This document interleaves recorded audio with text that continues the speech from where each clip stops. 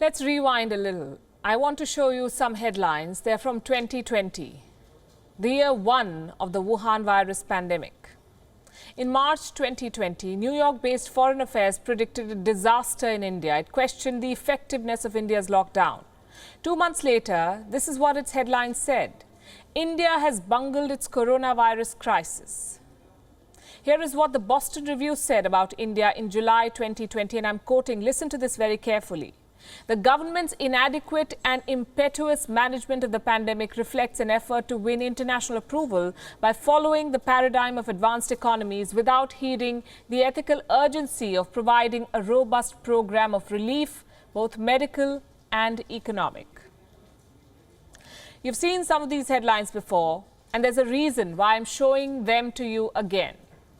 It's because we need to realize the importance of facts, the importance of discounting baseless speculation, and at the risk of sounding repetitive, the importance of putting an end to colonial hangovers and writing off developing nations.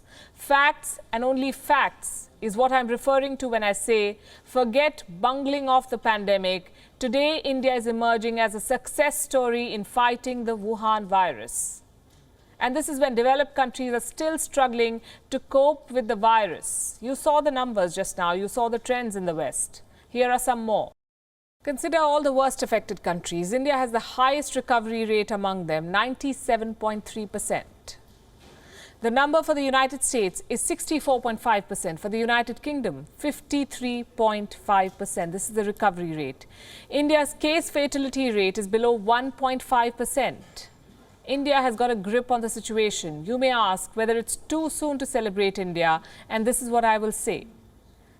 We cannot cast a blind eye on the mutations of the Wuhan virus. Yes, they do pose the next big threat to global health.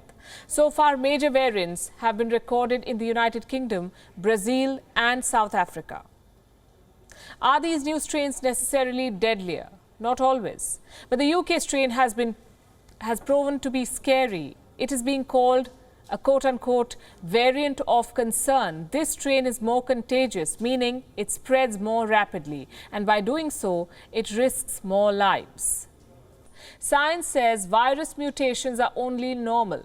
The Wuhan virus has mutated around the world. India has no silver bullet for virus mutations or for shielding itself against foreign variants. But here's something that India has: Wuhan virus vaccines. There are two made-in-India vaccines, Oxford AstraZeneca's Covishield and Bharat Biotech's Covaxin. The latter, Covaxin, has shown to be effective against the UK strain, and AstraZeneca says it is working to adapt its vaccine to new strains.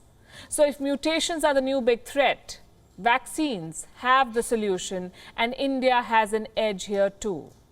As we speak, India is running the world's largest vaccination program. More than 82 lakh people have been vaccinated as of the 15th of February. 82 lakh. This is according to the Ministry of Health and Family Welfare. India was the first country to vaccinate more than 70 lakh people in 26 days. And despite all of this, some critics say India's vaccine rollout is too slow. Are we splitting hairs here? You see, there's always a chance for and always room for improvement. India is not just immunizing its own, but also millions outside its borders. Made in India vaccines have reached at least 20 countries. This is both in the form of grants and commercial supplies. Mexico received its shipment on the 14th of February, on Sunday. Even Canada is expected to get Wuhan virus vaccines from India. Deloitte predicts that India will be second only to the United States when it comes to vaccine production this year. India is estimated to produce 3.5 billion doses of Wuhan virus vaccines in 2021. The US has an edge by 0.5 billion. But there's one thing for sure: unlike the developed world, India will not try to ban vaccine exports. Even before the Wuhan virus struck, India would produce around 60% of the world's vaccines. Almost a year into the pandemic, the world is leaning on India for vaccine supplies. In the beginning of the pandemic, South Korea emerged as a success story with its gold standard testing program. Germany then challenged the Wuhan virus wave in Europe with its response framework. And now, when the world's richest nations are still struggling to cope with the virus, you have India recording a decline in the virus cases. And what a dramatic decline. Leading with an exemplary recovery rate, running the world's largest vaccination program, providing free vaccines, not just at home, but also outside. So is India the new success story of this pandemic? I would say yes. WION is now available in your country. Download the app now and get all the news on the move.